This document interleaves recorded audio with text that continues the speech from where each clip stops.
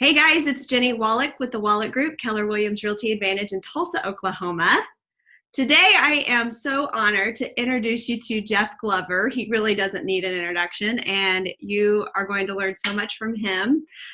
Thanks for watching. This is your Agent Success Secrets, and thanks for being on the journey with me. Jeff, hi.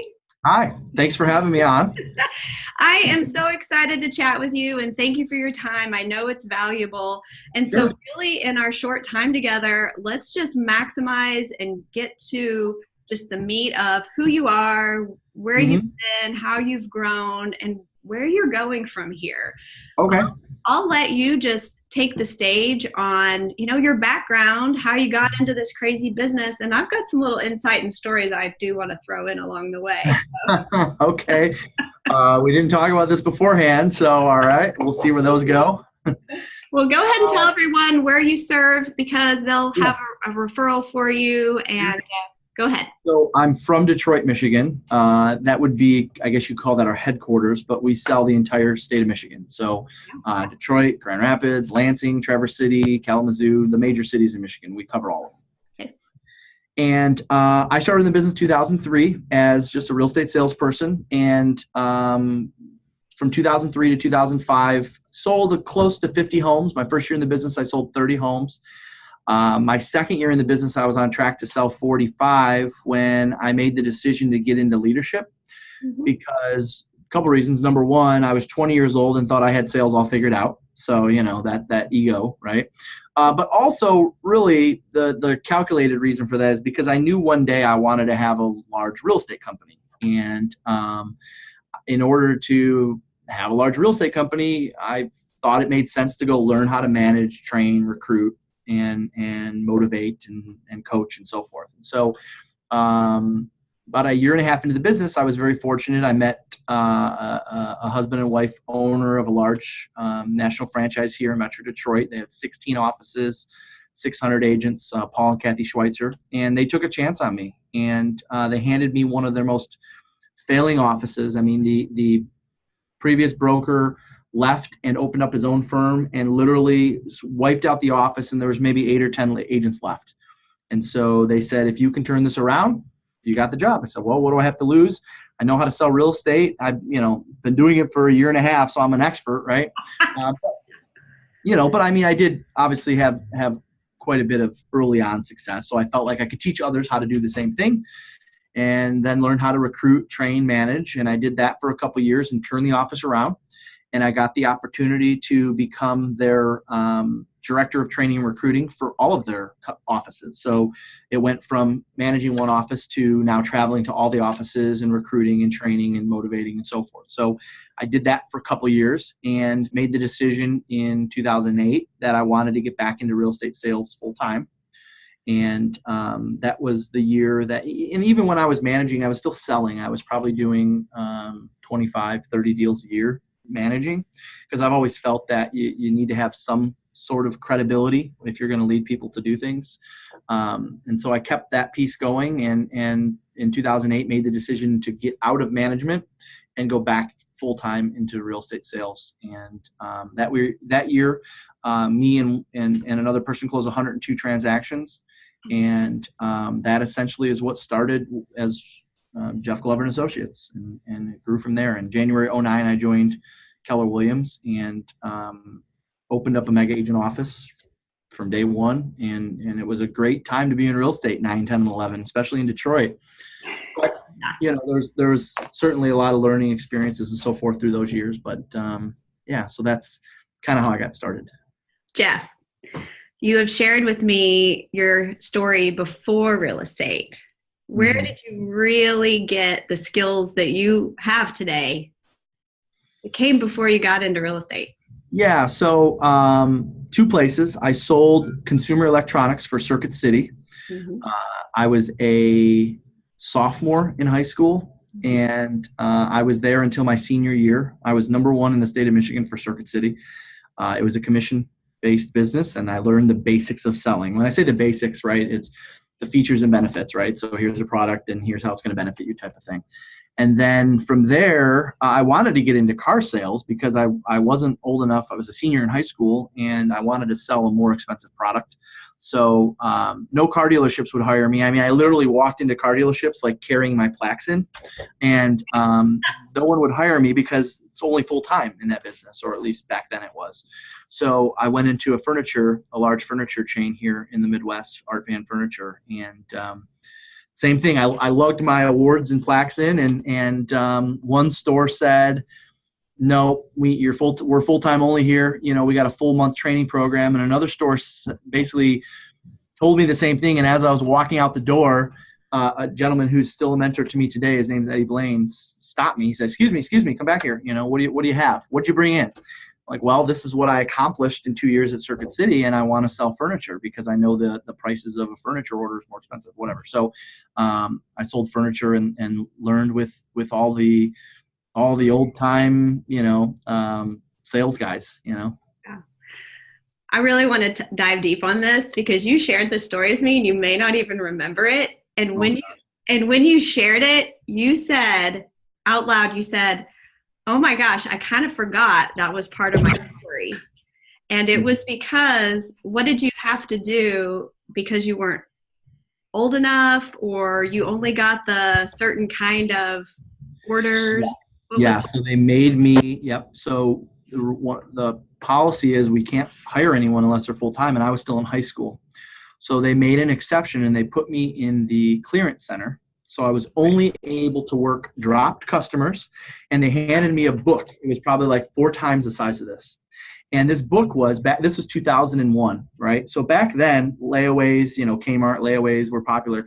Layaway was really popular, especially in furniture, because people that couldn't get approved for financing would just come in, pick out a sofa. Let's say it's a couple $1,000s, and they put $200 on it, and they'd come in and put $200 until it's paid off. And I was in a very blue collar area, so layaway in 2001 was very popular. So they said, here's a book of layaways. If you go through this book and convince these people, these are all people, by the way, who haven't made a payment in over 30 days. If you convince these people, because back then you make a small, you get your paycheck and you make a small payment, right? 2 weeks or whatever. If you can convince these people to come in and pay off their furniture, we will put you on the order. You'll get the deal. And it was all the people who left the store, right? I mean, there's a lot of turnover in all sales, but it's all the salespeople who left the store. So these weren't being worked because the salespeople were gone. They're out of the business, right? So they gave me this book of layaways, and they said, you convince these people to come in. And so there's the phone. I just stood in the back and started making prospecting calls. And I remember sharing the story with you now because I never actually correlated the two, where it's like, okay, that makes sense why I was really good at expires and for sale by owners over the phone. I learned that when I was like 17, 18 years old, So, yeah. I mean, that to me, you shared that, and to me it was like, well, now it makes so much sense. And in, 10,000 hours of mastery, you started a long time ago. So it makes sense. Right. So it's interesting you say that because I'm 34 years old. So it's crazy to say that I've been in the business, number one, for 16 years, and I've been in sales for 20, and I'm 34, Yeah. Well, no, I guess 15 is when I started at Circuit City. So whatever. Well, I love that story. I wanted others to hear because I think that a lot of times there's misconception that we hop into this business and we just know right what to do. You'd been working on yourself and your skills. And back in 2009, you joined Keller Williams. You were put on stage, and let's just go from there. What was your main story back then? And then how have you grown since then? So back then, when I started in the business, and definitely the 2009 year, it was a very similar thing. Hey, here's a book of scripts. Here's the people you call. Here's what you say when you call them, when you call them. And so I didn't think anything different. I was used to that already. So I started every day with prospecting, essentially from when I started it back, when I came back into sales in 2008, all the way up until a couple of years ago. Prospecting a couple hours a day was just a part of my normal thing. Like I didn't get away. It was just normal. I mean, even when I would go on vacation, I'd be on vacation, I would still spend at least 90 minutes prospecting because it was just part of the fiber of what I knew and who I was. So Usually when they put me on stage, and I think probably that year, it's to talk about prospecting or sales skills or presentation skills or something like that. So that's probably what I was talking about, because quite honestly, I didn't know anything about marketing. I didn't know a whole lot about leverage at the time. I did have a telemarketer that year and a part-time assistant, but it's mostly been focusing on my sales skills and talking to as many people as possible and getting out in front of as many people as possible. And that's it. Where does this desire and addiction to succeed and your drive come from? Well, you're really putting me on the spot here. A lot of people don't know this, but my parents got divorced when I was 10 years old. And my mom moved to an area where the schools weren't as good, because obviously when you get divorced, normally each party can only afford so much, right? The affordability drops. So my mom moved to an area where the schools weren't as good and said, you need to go live with your dad, who moved into an area where the schools were great. It was a very high-end area, but he lived in a trailer park. And so it's kind of an oxymoron. It's kind of like where I grew up for those high school years.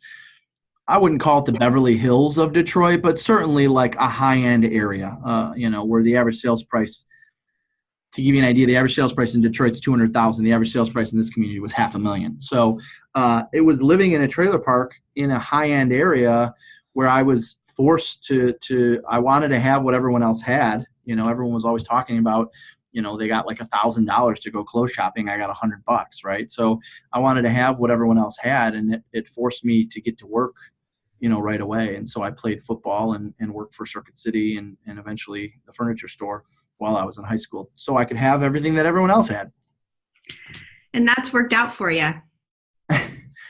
Yeah, I mean, it definitely gave me the motivation to say, you know what, I don't want to be in that position again. It was pretty embarrassing. I mean, when you moved up, first of all, I moved in the middle of ninth grade, right? So you're saying my same story. This is awesome. Yeah, I moved in the middle of ninth grade. So you're already not without, you already are at a huge disadvantage. And I was in an area where people literally openly talked about how much their parents made and how much their home was worth, right? So when I'll never forget in an art class, it was going down the line and it got to me and I'm like, well, I had to make up. I live in Highland Hills Estates. And they're like, where's that? What's that? I'm like, oh, it's off of this road and this road. And I'm like, okay, let's go on to the next person. And like, literally, like I was pressed, and I finally had to admit it was a trailer park, because nobody wanted, so anyways. Well, that does help motivate you. And now you get to have all of this success that you've created all on your own through your own hard work. And so where are you now with, we say you sold over 1,000 homes last year. Yeah.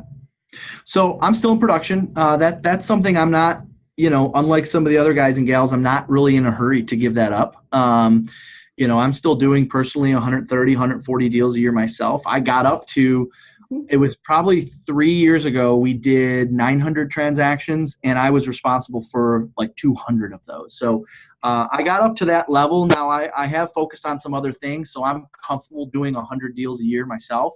And I have obviously great staff behind the scenes. So 100 doesn't feel like, when I say 100 myself, it's not really myself. I mean, there's other people behind the scenes, but I'm still going on 3 listing appointments a week and going out and getting contracts signed. And so, that piece I feel like won't go away anytime soon, because that's how I can connect and relate to what our people are doing, and to know exactly what to do and what to say when you get out there, because it's constantly changing. And I feel like a lot of these people will end up at some point losing touch with that, and it makes a big difference. And so that and it's part of my value proposition, right? Well, and if you love it, there's no reason to change it. So many times agents are seeing that they need to follow the certain path of what others have done. Yeah. That's a good point, because I really do enjoy that, right? So there are there's several success stories across the company, of people that got out of it and still have great, got out of personal production and have great businesses, and hopefully they have great bottom lines. And I hear it's because they hated sales. Well, I'm a little different. I love sales, Right. So And that's okay. Find what you love in this business, because otherwise we know it can eat you up alive if you Oh, yeah. aren't doing and living in your passion and your purpose. So your passion has grown and changed. You are doing lots of new things, I've noticed. Talk about some of you've got Glover U going on. Yeah. So I've always been, anybody that's known me for a long time have always said, you're going to be the next Mike Ferry. I've heard that for probably 10 years. And I didn't think it was fair. And I use Mike Ferry from a standpoint of, I respect the hell out of the guy. I learned a lot from him, and will continue to promote his events and stuff. But I didn't want to be one of those trainers or coaches that had a good year or two and all of a sudden said, oh yeah, hey, I'm a coach now, right? I wanted to hit some milestones. So, I have a couple market centers here in Metro Detroit. I wanted to have, one of the milestones was I want to have 500 agents in market centers. So I got to that milestone. I wanted to hit 1,000 transactions. I got to that milestone.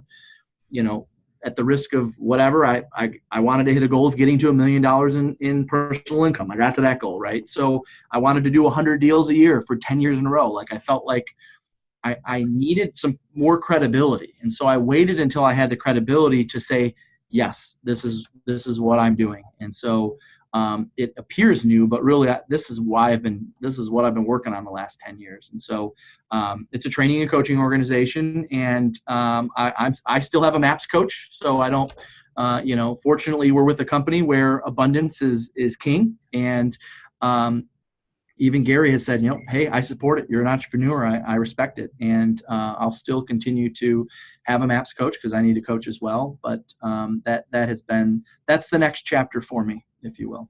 Yeah. So how do you set your goals? You just listed off a list of these big goals, and where did they come from? Well, this is my competitive side. So I don't look locally, I look nationally, right? Like, so I want to know, all right, what is the number one agent in the country doing? What is the number one market center in the country doing? What is the number one speaker, trainer, coach in the country doing, right? So I kind of just look at where the bar is set and say, okay, nobody should listen to me unless our team is closing 1,000 deals a year, because there's plenty of teams selling several hundred.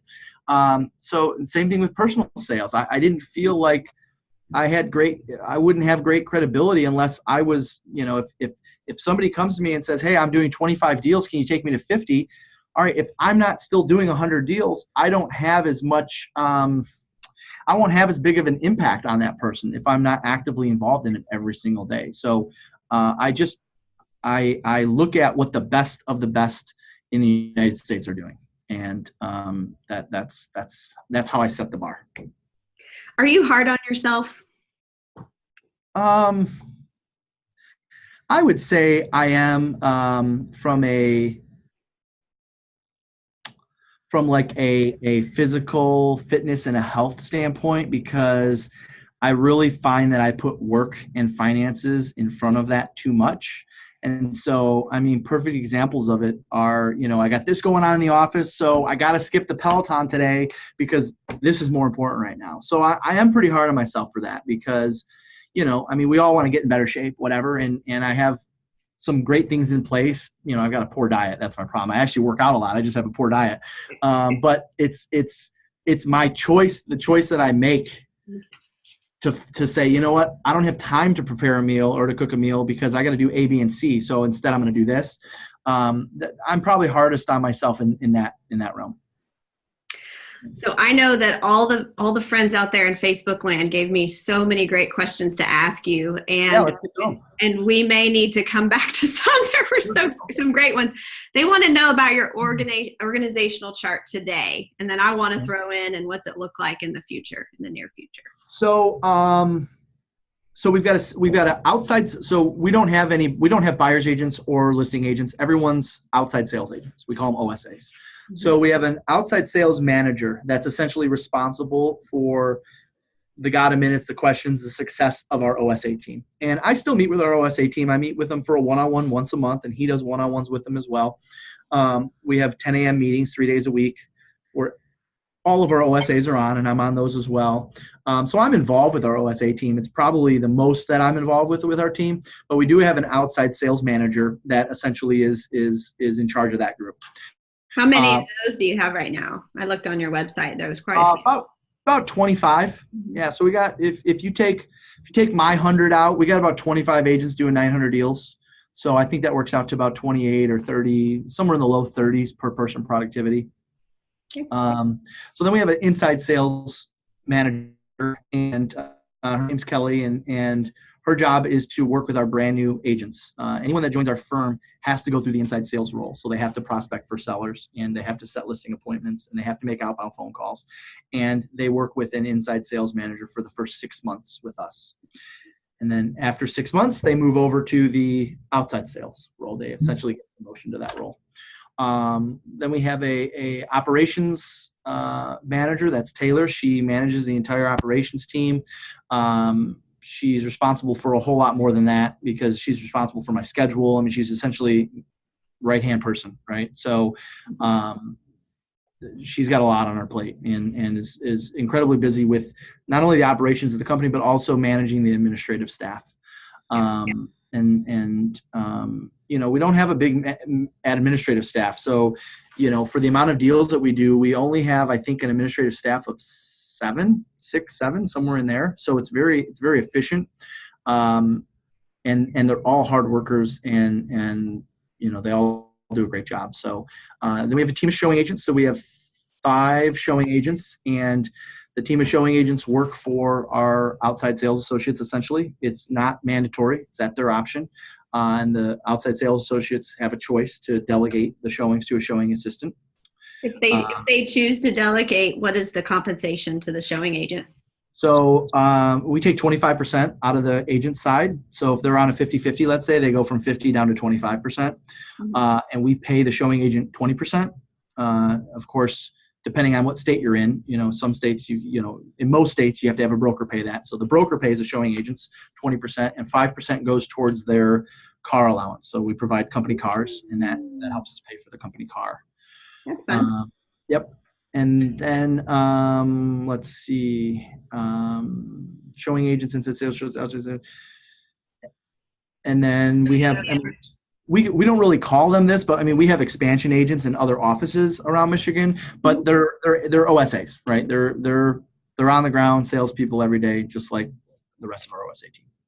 So each OSA is a single agent, basically, because they can work with buyers and sellers. Correct. Mm-hmm. Okay, and then they can utilize a showing agent if they choose to, and they see the value in that. Yeah, most of our top agents do, because our top agents are all convinced that listing property is where it's at, and they don't want to work weekends for the rest of their life. So they either get really good at listing property, or they just use showing agents exclusively. So are all of your OSAs also prospecting daily like you do or like you did? Yes and no. So I will tell you, we do quite a bit of advertising in Michigan, and our agents got a little spoiled through the good years, 14, 15, 16, 17. And the whole point of being ISA is to set them up for OSA. And when you become an OSA, the prospecting shouldn't go away. Now, of course, you're not prospecting 8 hours a day, but 2 hours a day should be nothing after you've been doing it 8 for the last 6 months. So a lot of them do, but it's not required. It's not mandatory. It's really, we do a business plan with them once a year. They tell me how many deals they want to do. We put a plan together to help them get that. I will say, and I am pretty proud of this, more than 50%, the OSAs on our team, more than 50% of the business that they do is self-generated. So it's about half and half. Half comes from the company, and half is generated on their own. So we have taught them how to go out and fish, if you will, but it's really about, I would say, half of them are doing some heavy prospecting, and the other ones just kind of dabble in it. In that case, what are your top 3 lead sources? So past clients and sphere of influence, hands down, is our number 1. Number 2 would be advertising, which is mass marketing, which is TV, radio, billboards. And number 3 would be our prospecting efforts from our inside sales team or our agents doing their prospecting. Okay, so that is where you are today. What is your goal in the next 5 years? Where are you going to be? Well, we have a lot more to accomplish here in Michigan. We first expanded, if you will, back in 2006 when I was working for Coldwell Banker. I put an agent in on the east side of Detroit. Detroit has a west side and an east side. I put an agent on the east side of Detroit, and I've always believed in the expansion model since then. But we have enough major cities in Michigan with 500,000 people or more to where I don't have to go to Ohio or Indiana or Illinois yet. I mean, I think some point we will, but probably not in the next 5 years. I think in the next 5 years, if we can do 1,000 deals in Detroit, then I can do 500 in Grand Rapids. I can do 200 in Kalamazoo. I can do 250 in Lansing. I can do 100 in Traverse City. There are probably 2,000 deals across the state of Michigan before we would look at expanding outside of Michigan. Okay. Where are you going to be? What are you going to be doing in 5 years personally? Yeah. So I will probably be, I would say my time will be split up in probably thirds. 1/3 will be continuing to develop leaders of our market centers. I got a couple market centers and I'm working on 1 or 2 more. That's going to be a big piece for me because I see that area is lacking, at least, in some cities around here.